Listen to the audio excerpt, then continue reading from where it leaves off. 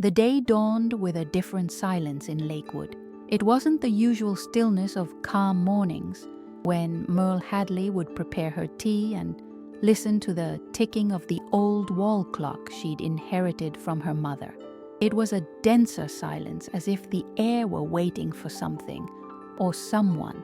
Outside, fog spread over the lake, slowly dissolving the outlines of the trees.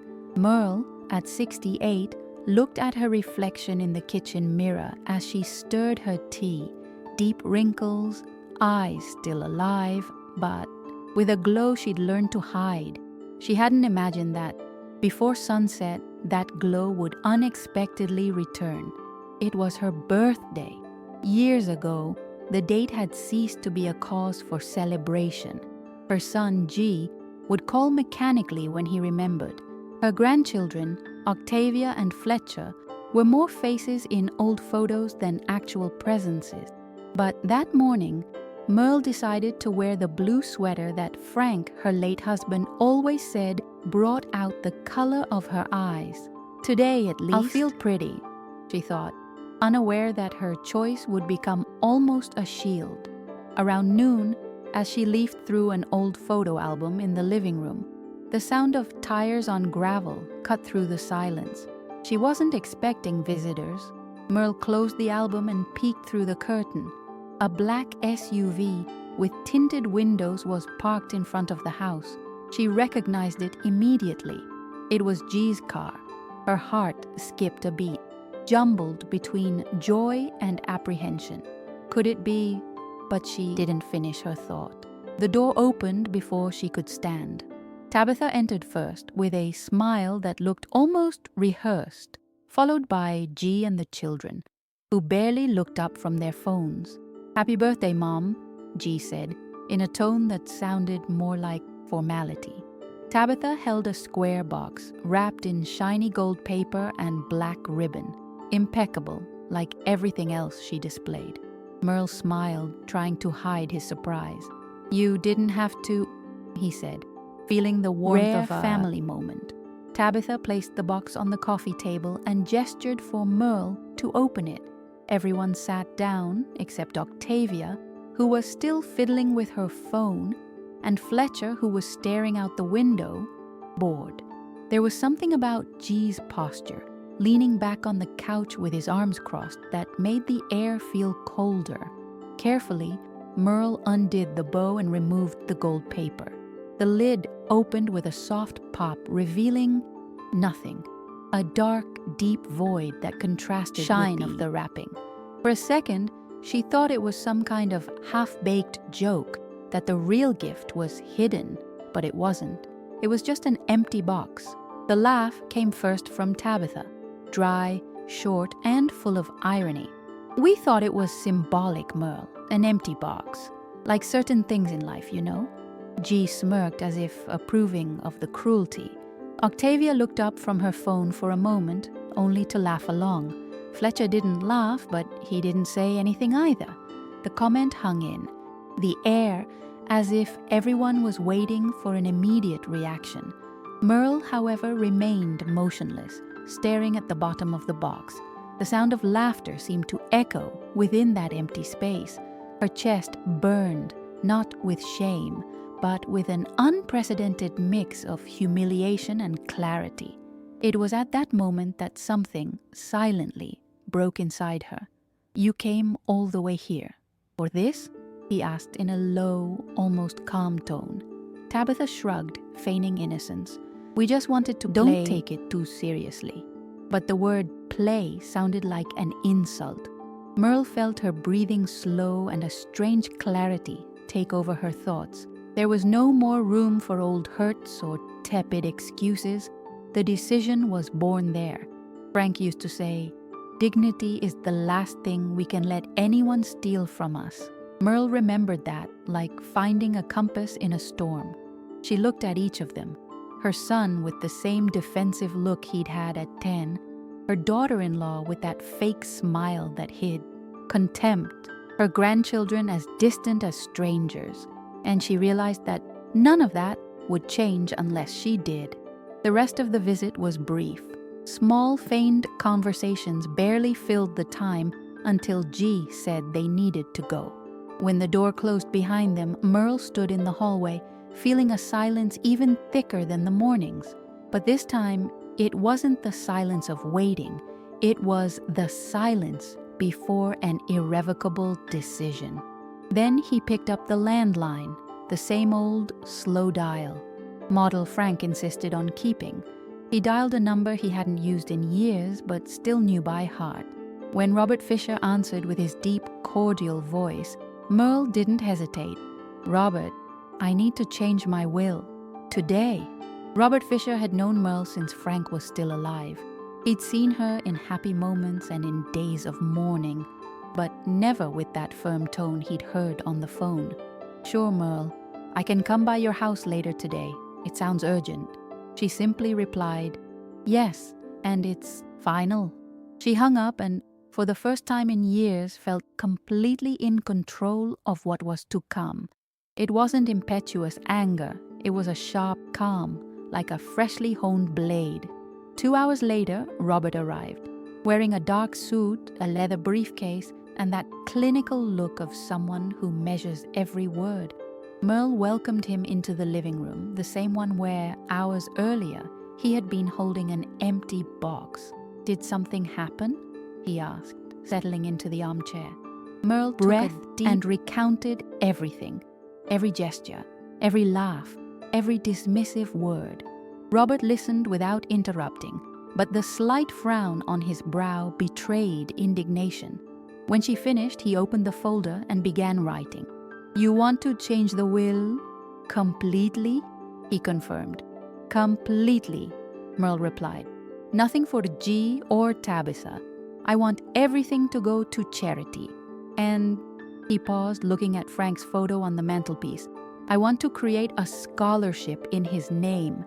Engineering, for talented young people with no resources." Frank would approve. Robert nodded, already typing on his laptop. "You realize this will have a considerable impact?" Merle smirked.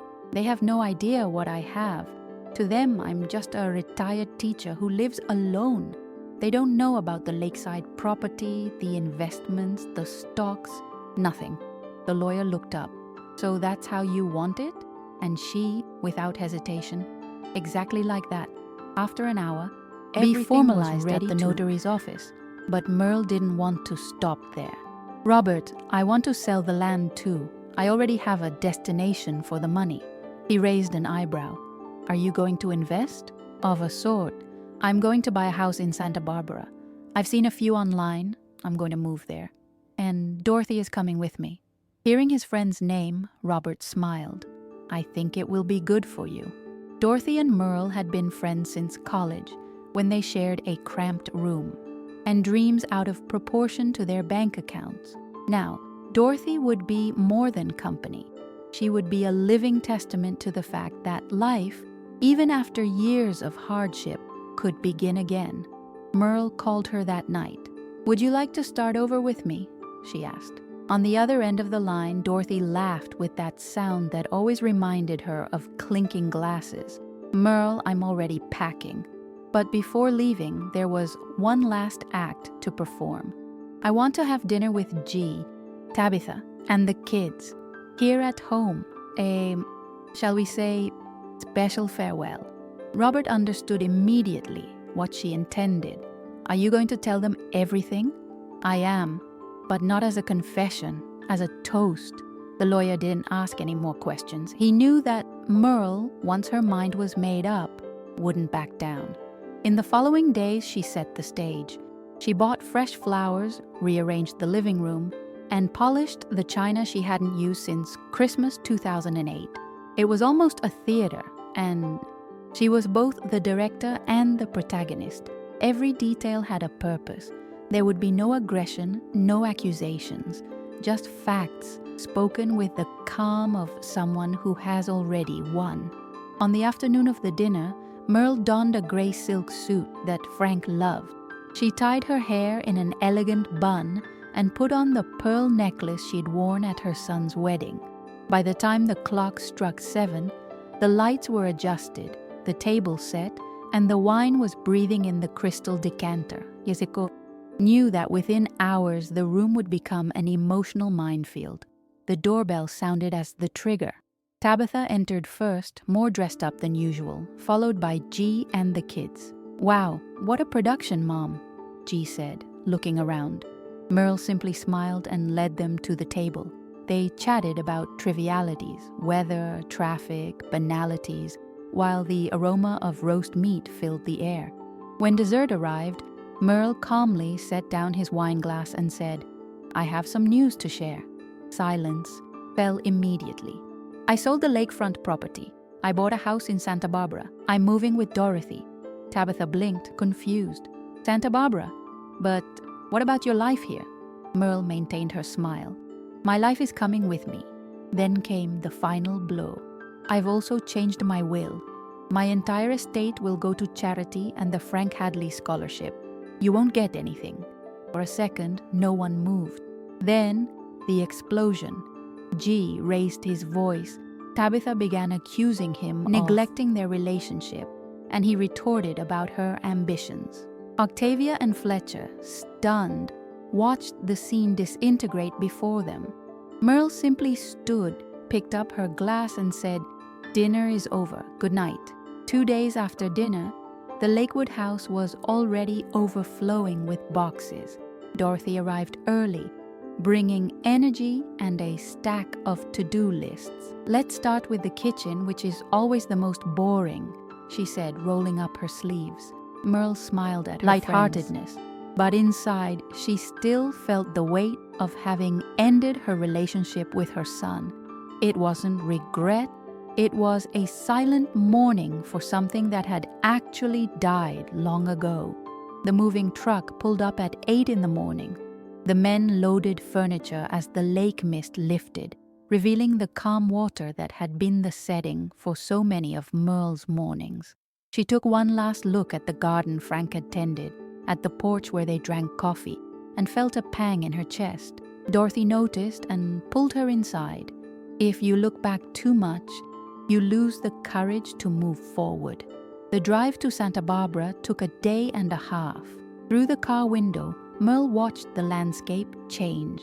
The dense, cool forests gave way to sun-drenched hills and endless vineyards. As she entered the city, she was greeted by a gentle scent of salt and flowers, a blend that seemed to herald a new beginning. The new house was just a few blocks from the beach, with light walls, large windows, and a garden that cried out for life. As soon as she entered, Merle felt the space already belonged to her. The room, bathed in natural light, had a silence unlike that of Lakewood, not the silence of solitude, but of freedom. Dorothy, ever practical, drew back the curtains and said, "First rule of the new life, no shutting the world out." Merle smiled, thinking that sentence almost sounded like an oath. In the early days, routine was filled with open boxes, arranged furniture, discoveries, and the corner bakery with fresh bread at 6 in the morning, the cafe overlooking the ocean where customers knew each other by name, the park where a group of women gathered to paint on plein air. Every detail seemed to rebuild the notion of home, but now without the shadow of other people's expectations. Still, at night, alone in her room, Merle found herself reliving the scene of the empty box. Not because of the gesture itself, but because of the laughter. That sound had the power to cut through the air, even from a distance. She learned to accept that some wounds never heal completely, but also that they don't have to dictate the future. "Dignity is the last thing we can let anyone steal from us," she repeated to herself, like a mantra. Dorothy, noticing these moments of introspection, began including her in community activities. "If we occupy our bodies and minds, our hearts settle down," she said. This is how Merle began volunteering math tutoring for neighborhood teenagers, something that rekindled a part of her that had lain dormant since retirement. With each student who grasped a difficult concept, she felt she still had much to offer. Gradually, her social circle grew. Neighbors brought cake, invitations to street fairs, and conversations by the sea with strangers who became acquaintances. Merle rediscovered the joy of telling her story, not as a victim, but as a woman who chose her own path. Every time someone said, "I wouldn't have had that courage," she smiled and replied, "Courage is like a muscle. If you don't use it, it weakens." 3 months passed. The phone rarely rang with G's number, and when it did, it was for cold discussions about paperwork and documents. Merle didn't entertain these conversations. She kept her doors open only to those who approached her respectfully. This new attitude, to her surprise, alienated some, but brought others closer than she could have imagined. One spring morning, he found an envelope in his mailbox with Octavia's youthful handwriting. He sat on the porch, hesitating before opening it. The letter began with a timid, "Dear Grandma," followed by a sincere apology. Octavia said she had realized too late how cruel that scene with the empty box had been. She acknowledged that she had allowed herself to be influenced and that she wanted to see her again. Merle read the letter twice before responding. His response was warm but firm. He accepted the apology but made it clear that the relationship would only continue on new terms, based on respect and sincerity. "The doors are open, but the path to them must be walked carefully," he wrote, closing affectionately, but without backtracking on his will. That day, as she watered her newly planted Santa Barbara garden, Merle felt something rare, peace without complacency. She no longer waited for recognition or approval. She looked at each flower as a reminder that she had exchanged the empty box for fertile ground, not just of earth, but of life. The following weeks brought a calm, predictable rhythm for Merle. Mornings were spent gardening, afternoons volunteering, and evenings small gatherings with new friends. The house in Santa Barbara already had a unique scent. Fresh lavender mingled with the woodsy aroma of the antique furniture she had brought from Lakewood. It was an atmosphere that embraced but also reminded her each day that she had built it by her own decision. Octavia wrote 2 more letters. In them she spoke about little G and Tabitha, and much about herself, about school, her dreams of studying architecture, and even about books she was reading. Merle sensed between the lines an attempt to create a bond that didn't depend on family mediation. Responding to each letter was a balancing act, showing affection without compromising the boundaries that now maintained her peace. In one of these responses, Merle mentioned the scholarship in Frank's name.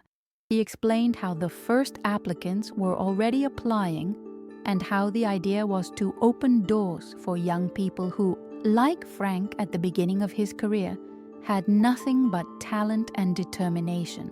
To his surprise, Octavia responded by saying she wanted to help review the applicant's work. "It's not about the money, Grandma. It's about his name. I want him to be proud of me too." This gesture sparked something in Merle. For the first time in years, she felt there was a genuine chance to rebuild a bond, not with her entire family, but with someone willing to walk the path back with humility. Still, she knew it would take time, and she couldn't let herself get carried away by nostalgia for what might have been. Dorothy watched closely, sometimes encouraging, sometimes warning Merle not to forget to protect his own freedom. "You didn't trade the empty box for a golden cage, did you?" she joked, and Merle would respond with a smile. "No, now I choose who gets in and who stays out." With summer approaching, Santa Barbara swelled with tourists and cultural events. Merle and Dorothy began attending literary gatherings at the local library. At one, Merle was invited to speak about her journey, not as a formal lecture, but as an open conversation. She talked about her move, her decision to donate her assets, and how she discovered that the true value of things lies in their meaning, not their cost. At the end of the meeting, a young woman approached and said, "You made me think about my own family. I've been holding a grudge for years, but I realized I can move on without expecting them to change." Merle saw herself reflected in that gaze and realized that her story was no longer just hers, it had become a mirror for others. In the fall, Octavia visited Santa Barbara for the first time. She arrived alone, with a small suitcase and evident nervousness. The embrace between them was restrained but genuine. They spent the weekend walking along the beach, cooking together, and talking about everything except the night of the empty box. It was as if they both knew that, for now, silence about the past was the safest foundation for the present. When Octavia left, Merle didn't cry, not for lack of emotion, but because her departure no longer carried the weight of abandonment. It was simply a goodbye. And that, for her, was already a silent victory. Months later, the first class of scholarship recipients was announced. Merle and Dorothy attended the ceremony, where the young people and their families offered emotional thanks. Among the guests, Octavia helped with the organization, taking photos and writing down names. Watching her interact with the students, Merle felt that, in some way, she was passing on not only resources but also values. That night, sitting in her garden, Merle watched the soft lights illuminating the flowers and listened to the distant sound of the sea. There was no regret, no sorrow, only the certainty that she had exchanged years of silence and humiliation for days filled with meaning. And that even if the rest of her family would never understand, she had done what was right for her. The final chapter of this new life came not with a grand gesture or dramatic revelation, but with something far more powerful: the constant feeling of being exactly where she was supposed to be. Gazing up at the starry sky, Merle murmured to herself, "The box is full now, and only I know what." Winter arrived gently in Santa Barbara, bringing cool, sunny mornings. Merle, wrapped in a wool shawl, maintained her habit of walking to the beach at dawn. It was a silent ritual, watching the waves crash, feeling the cool wind on her face, and reminding herself that every step thus far had been a choice.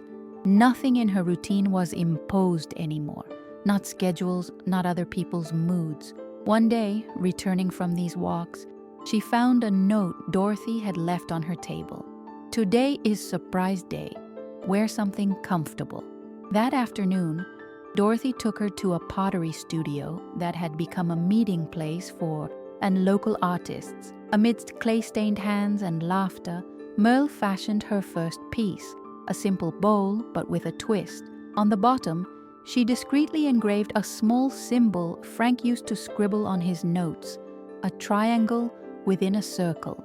That bowl, imperfect and intimate, became her favorite object, not because it was beautiful, but because it represented what she had built, something new, shaped by her own hands, carrying only what was worth preserving from the past. It sat on the kitchen table, always visible, like a silent reminder. In early spring, Merle received an unexpected invitation. Octavia wanted to take her to see a social architecture project she was involved in. The meeting was in a nearby town, and she offered to pick her up herself. When the car pulled up in front of the house, Merle noticed the attention to detail, the unhurried smile, the soft music playing, the light conversation. It was a relationship that was beginning to blossom without outside interference. The project was modest but purposeful, transforming an abandoned warehouse into a community space. As Octavia explained the plans and ideas, Merle watched her with quiet pride. They didn't need to talk about reconciliation. That moment alone was a sign that respect was being rebuilt. Back in Santa Barbara, Merle began adding more color to her home: bright pillows, seascape paintings, and vases of tropical flowers. It was as if the space reflected what she felt inside. Less gray, more light. Dorothy commented, "Your house is getting so full of life, it feels like it's going to laugh to itself." Around this same time, Merle's story began to circulate in the community. People who knew her only briefly were surprised to learn of her courage in moving to another city, cutting toxic ties, and redirecting an entire fortune to social causes. Some came to ask for advice, others simply thanked her for the inspiration. Merle, with humility, always said the same thing. It's not about what you lose, it's about what you decide to gain. One rainy afternoon, she received a call from attorney Robert Fisher. "Merle, I just wanted to let you know that the scholarship fund is already performing better than expected. This means the project could last for many decades."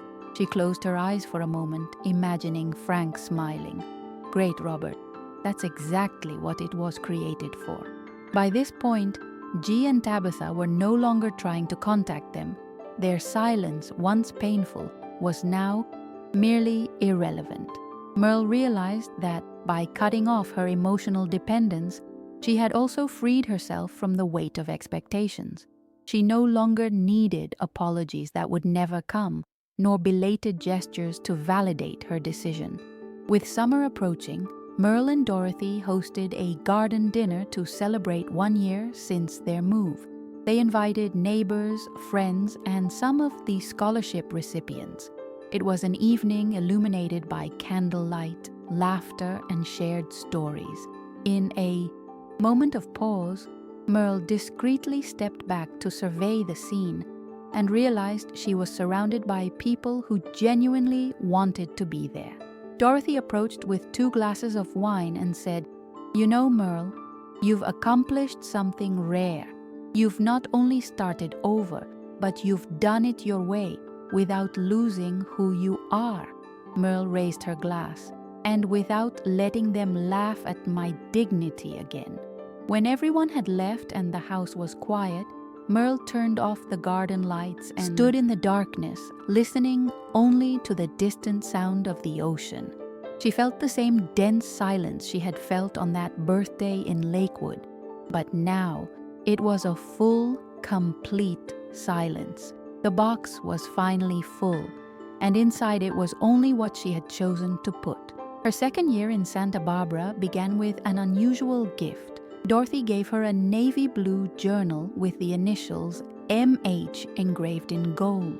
"To record only what is worth remembering," she said. Merle, who had never been in the habit of writing, began slowly. A note about the sunrise, a phrase overheard at the cafe, a stray thought while tending the garden. It was a way of revisiting the day with gratitude. One morning, as she was writing, she realized it had been a long time since she'd thought sadly about Lakewood. Her memories of Frank remained vivid, but without the weight of bitter longing.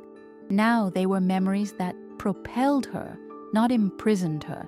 It was as if by planting new roots, she had finally allowed the old ones to rest. Octavia continued to reach out. She sent messages to share small victories, asking for advice on studies and even personal matters. Merle listened more than he spoke, offering answers that didn't come with criticism or demands, but with the patience of someone who knew that true relationships are built with time and consistency. On a sunny weekend, Octavia returned to Santa Barbara. This time, she didn't arrive alone. She brought a portfolio of projects to show her grandmother. As they leafed through the pages, Merle noticed the confidence and passion with which her granddaughter spoke about each idea. It was at that moment that she felt a distinct pang of pride, not just for Octavia, but for herself, for having maintained her boundaries and still allowed the reconciliation to unfold in a healthy way. Dorothy, watching the two, later commented, "You're proving that family isn't about blind obligation.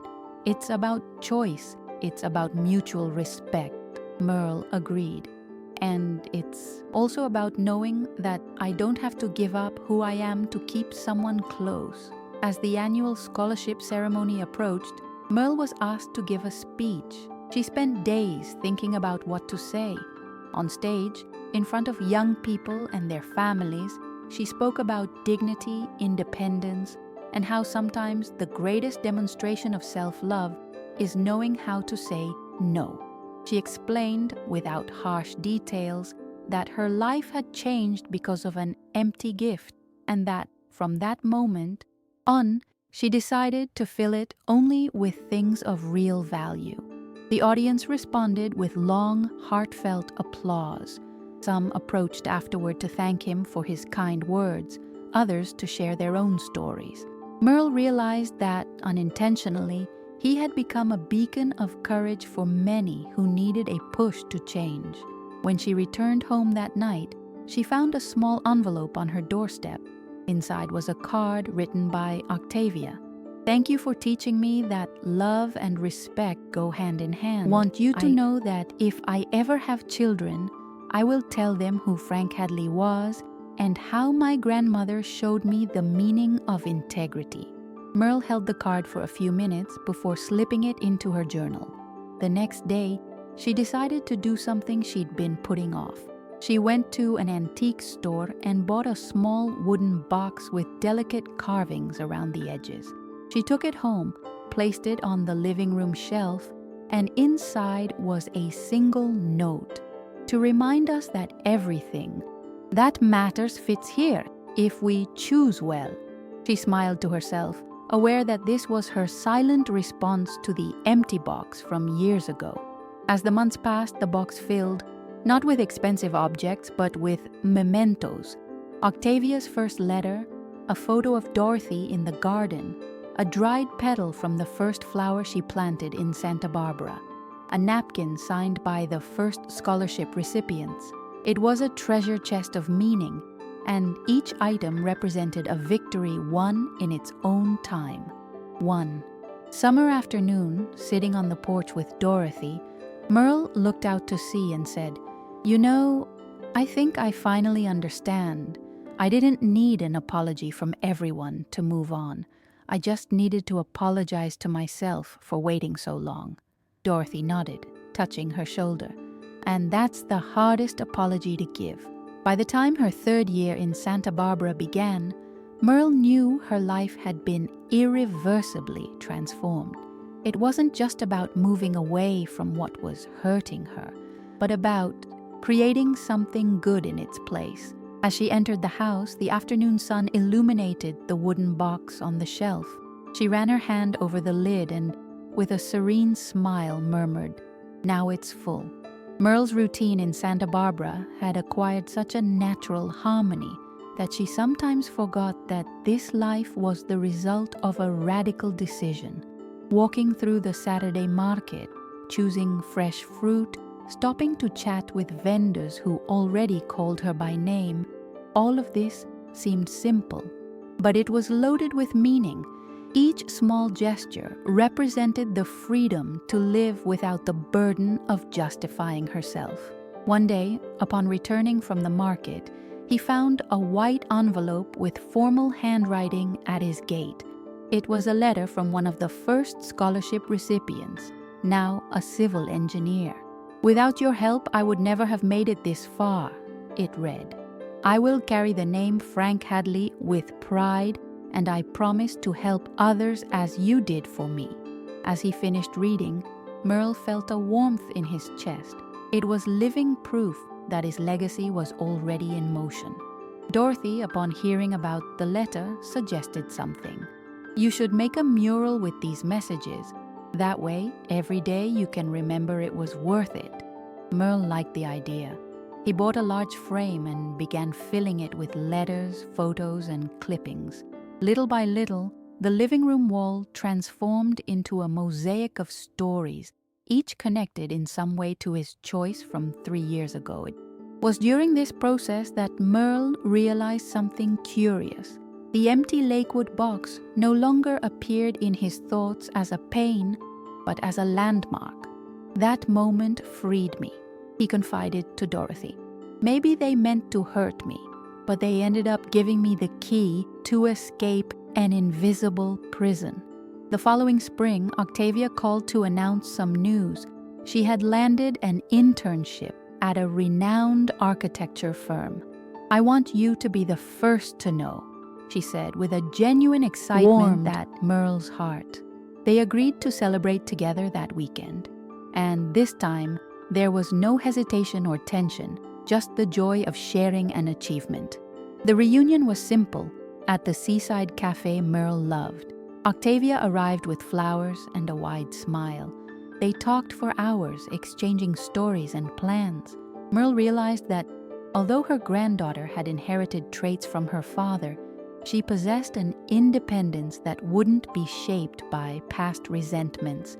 It was as if they had both learned, each in their own way, to choose what to carry into the future. After the meeting, Merle walked alone along the beach.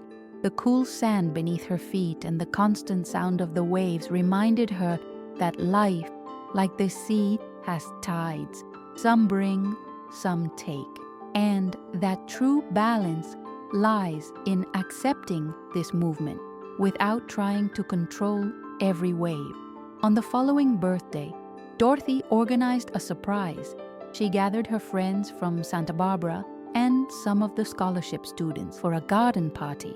When Merle arrived, everyone applauded, and one of the students handed her a gift, a small wooden sculpture depicting an open box with a beam of light emerging from within.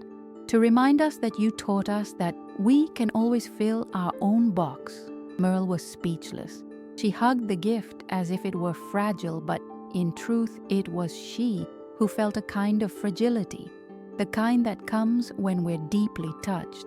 She placed the sculpture next to the wooden box on the shelf, creating a small altar of personal meaning. That night, alone, she wrote in her diary, "Years ago, on my birthday, they gave me an empty box. Today, on the same day, they gave me a box filled with light. The difference is not in the object, but in what I allowed it to represent." As time passed, Merle began to be invited to speak at more community events. She always began by talking about Santa Barbara, the garden, and her friendships. Only then, calmly, would she recount the day of the empty box, not to expose anyone, but to show that even the most bitter experiences can be transformed into something constructive.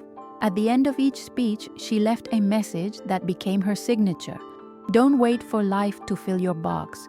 Choose carefully what you put inside. And if anyone tries to empty it, remember, you have the right to close it and keep it to yourself." The following summer, Santa Barbara was more vibrant than ever. The tourist-filled streets, the salty breeze, and the distant sound of live music created a perfect backdrop for Merle's days. She and Dorothy attended cultural events almost every weekend, from art exhibitions to small food fairs in the town square. At one of these fairs, Merle ran into Octavia by chance. Her granddaughter was with colleagues from the architecture firm, presenting a revitalization project for a historic neighborhood. Upon seeing her, Octavia rushed to introduce herself. "This is my grandmother, the most inspiring person I know." The pride in the young woman's voice was a silent gift, as powerful as any physical gesture. Merle realized that over time, her relationship with Octavia had transformed into something completely new. It was no longer about fixing the past, but about building a solid present. Their encounters were light, but charged with meaning. And, perhaps for the first time, she felt she could trust the continuity of their bond. One afternoon, Octavia asked to visit Merle's house alone. They spent hours in the garden planting new flowers and talking about life. In a moment of pause, Octavia looked at her grandmother and said, "I know nothing will ever erase that day, but I want you to know that I try every day to be someone you're proud of." Merle responded with a smile and a gentle touch on her hand. "And you already are." After this visit, Merle began including Octavia in some of his community projects. Her granddaughter helped organize events for the scholarship recipients, and with her creative eye, suggested improvements to the spaces. This collaboration strengthened not only the family bond but also the impact of the work Merle so cherished. Dorothy watched closely and, one quiet night, commented, "You are living proof that relationships can be reborn, but only when there is true respect. This is not a forced reconciliation, it is something you chose." Merle agreed, feeling that he was indeed reaping the rewards of patience and firm boundaries. The mural in the living room, previously composed only of letters and photos, now also included drawings and sketches made by Octavia. They were small contributions that told in images the story of this silent reconstruction. Merle passed by it every day, and each piece seemed to reaffirm that she had made the right decision years ago. An unexpected invitation arrived in the mail. A local university wanted to present Merle with an award recognizing her scholarship work and her impact on the community. The ceremony would be open to the public and she could bring guests. Without hesitation, she sent the first invitation to Octavia. On the day of the awards ceremony, the audience was packed.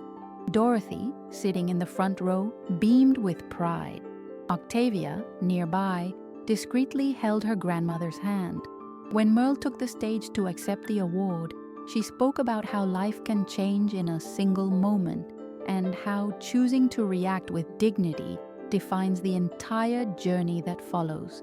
At the end of her speech, she received a standing ovation. Looking out at the audience, Merle saw on their faces not only admiration, but also identification. It was as if everyone there had somehow faced their own empty box and found the strength to fill it. After the ceremony, Octavia approached with tears in her eyes. "You don't know how proud I am to be your granddaughter." Merle, overcome with emotion, replied, "And you don't know how proud I am to see who you're becoming."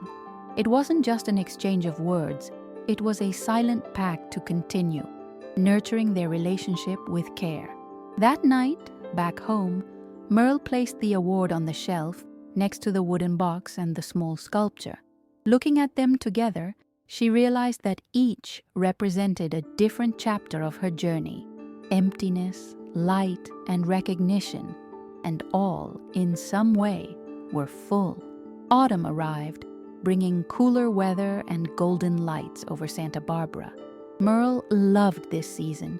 She said it was the perfect time to reflect because the falling leaves reminded her that it's possible to let go of what has already served its purpose. In the late afternoon, she would sit on the porch with a cup of tea, watching the sky change colors and thinking about how, years ago, she never imagined she would be experiencing such peace. One day, while sorting through old papers, he found a forgotten envelope at the bottom of a drawer.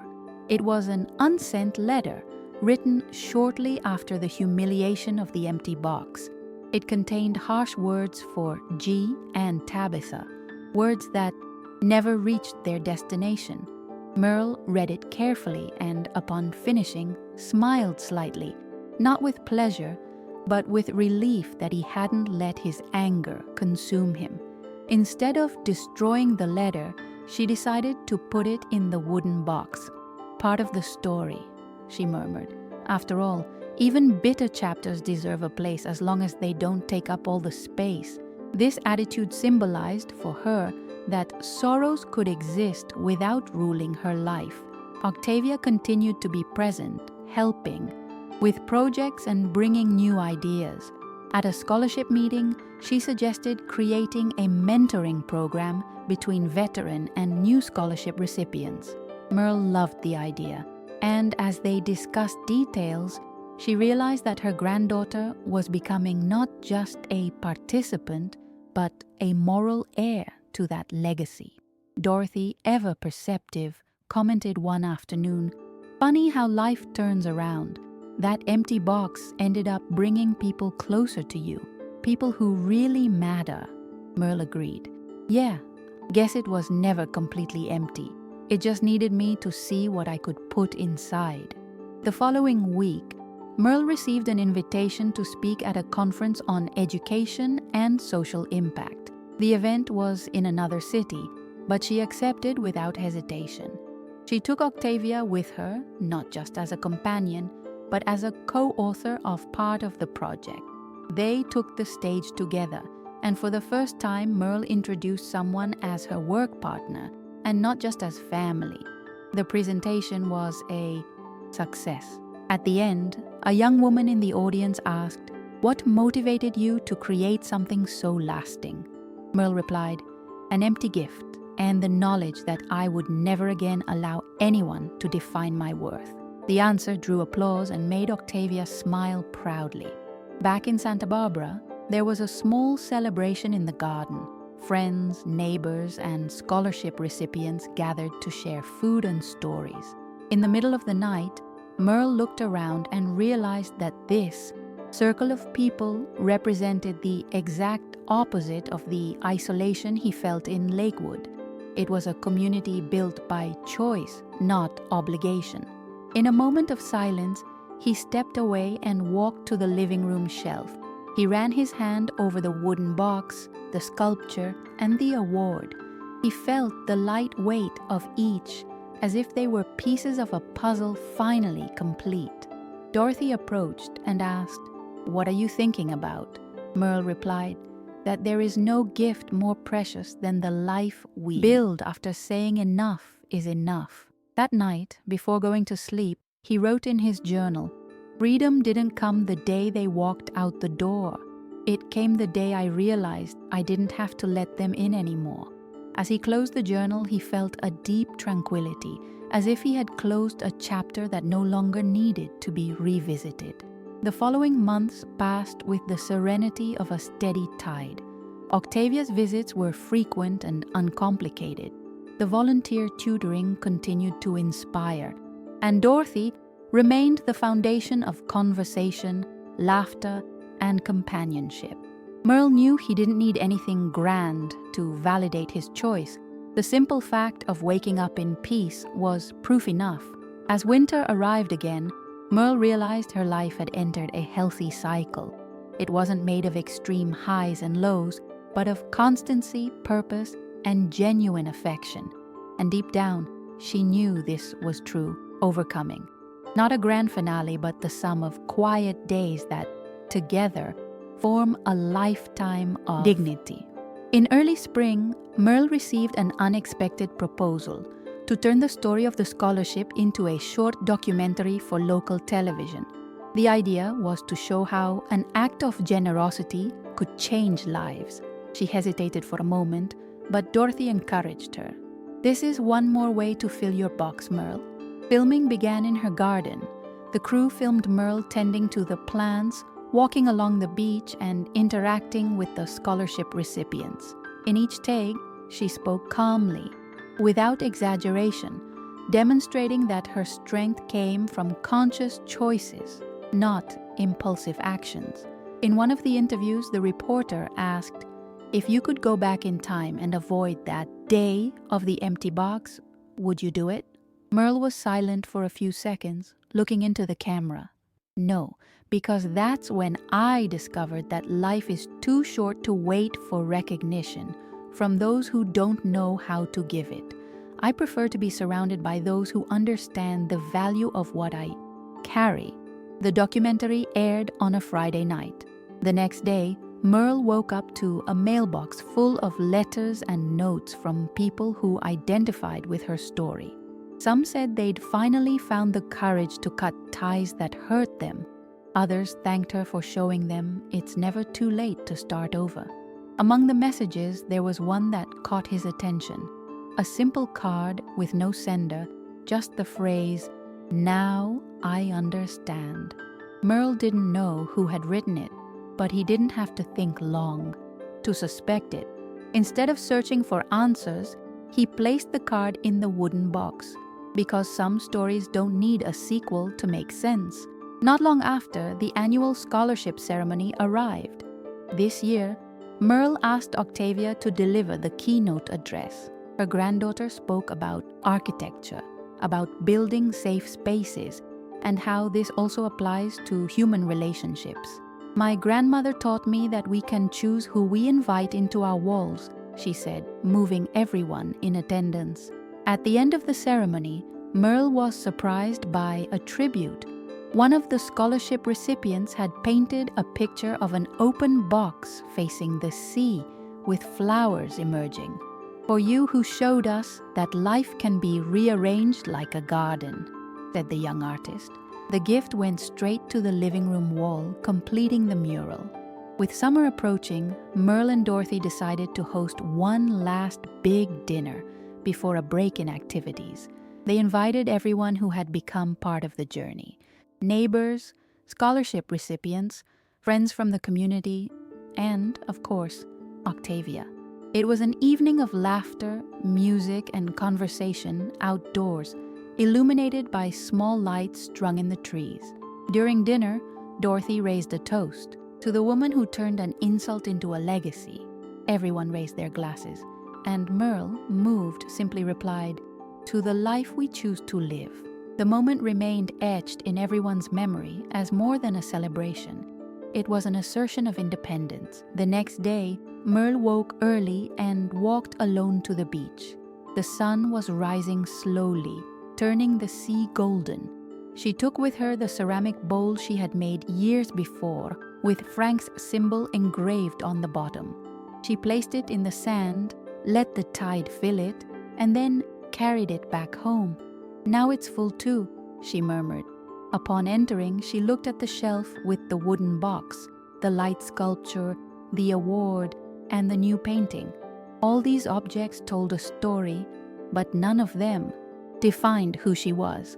They were simply witnesses to a choice she made and maintained every day: to live with dignity, self-love, and freedom. That late afternoon, sitting on the porch with Dorothy, Merle gazed at the horizon and felt complete peace. There were no more pending matters, no more waiting, no more open wounds. Her box was full, not of things, but of meaning. And that, she knew, no one could ever empty.